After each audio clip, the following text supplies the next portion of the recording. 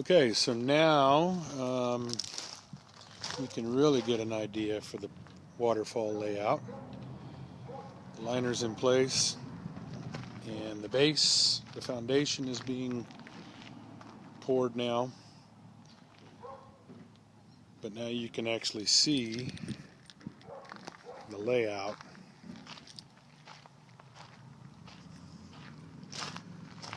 We've got electricity here now, and we've got water plumbed in here.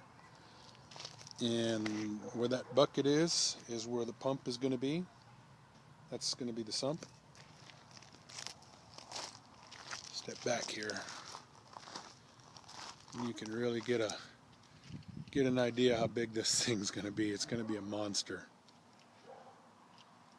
So there it is. That's the base and the layout. That's the very first stage of the front yard pondless waterfall. We're having a 4,200 gallon an hour pump that we're going to be pumping water out of here. So yeah.